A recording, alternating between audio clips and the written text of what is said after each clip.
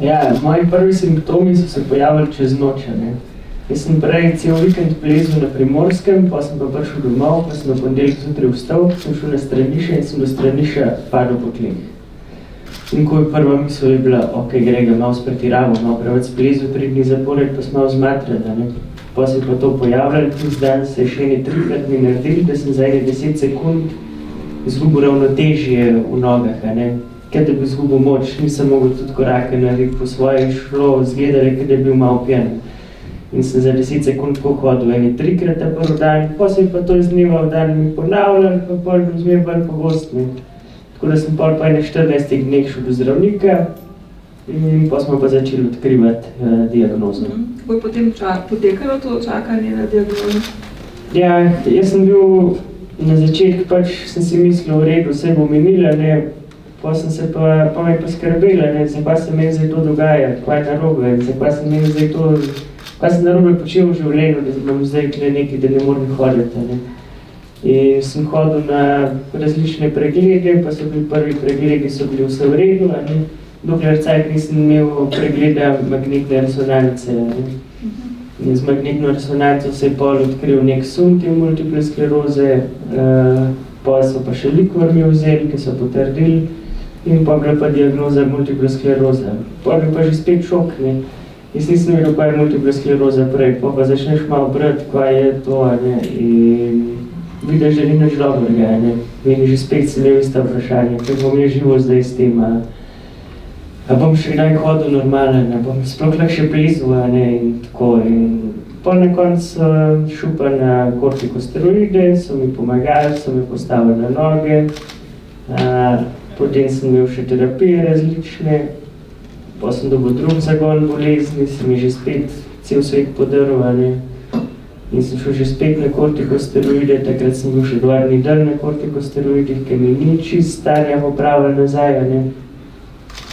In zdaj pa zadnje 3 leta sem pa na terapiji, jem zdravila, zjutraj pa zvečer, tako da zdaj sem v redu. Zdaj sem pač član paraplezalne reprezentance Slovenije in pač treniram na polno. Si dobro razumela skoraj vsak dan po neki ur, ne? Ja, 5-krat na teden treniram. Tako, zdaj sem vrhunski športnik. Ja, to je bilo v bistvu zelo zanimivo. Tega obdobja se še zelo živo spominjam, pač 15 let sem še imela. Lih prvomajske počitnice v osnovni šoli in smo doma pri mizi sedeli, ko smo udarali, jaz nisem nič čutila, ko smo ščipnili, me ni nič boleli, takrat je šlo pa naprej. To je bilo bolj za hec, ne? Da ne bomo kakšnih Ja, ne, to je bilo hec, odkud. Potem pa sem bila takrat v pediatrični, kar 3 tedne.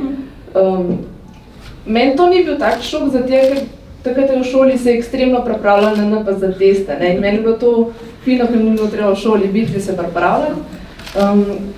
Ampak, ko sem zvela za diagnozo, se mi je pred očmi prikazala samo neka družinska prijateljica, ki je bila pa nepokretna.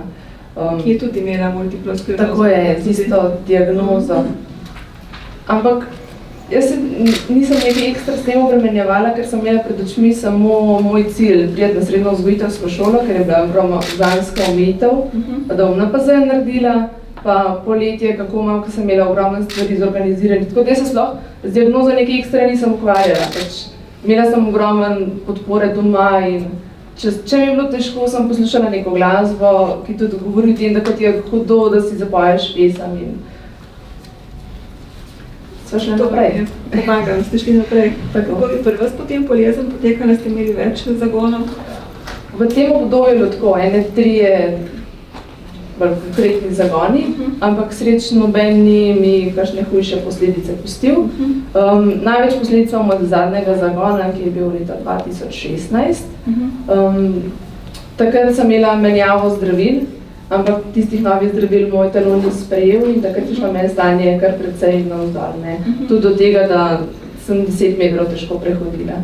Ampak po pol leta počitka in ležanja so se stvari potem počasi umirile in sem šla na nova zdravila, katera še zdaj jemljem in so me vrnila konkretno nazaj na stare tire.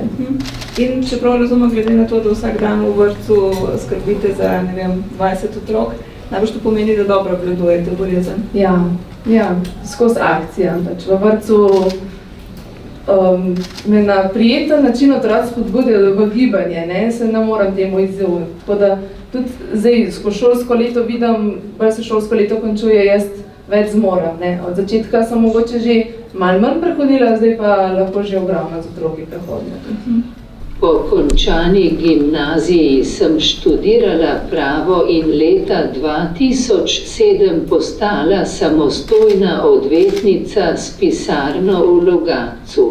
Po epizodah mišične nemoči so se te vračale in najhuje je bilo konec leta 2010, ko si nisem več zapomnila imena ljudi, desna noga mi je začela zaostajati, nisem mogla pisati, svinčnik mi je padal iz roke. Vse simptome sem sprva pripisovala izgorelosti na delovnem mestu in skrbi za družino z 2 majhnima otrokoma.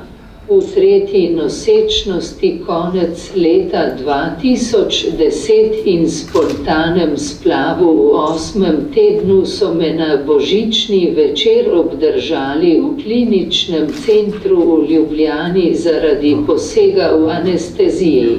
Mož Bojan je s 6-letno Majo in 4-letnim Valentinom šel domov.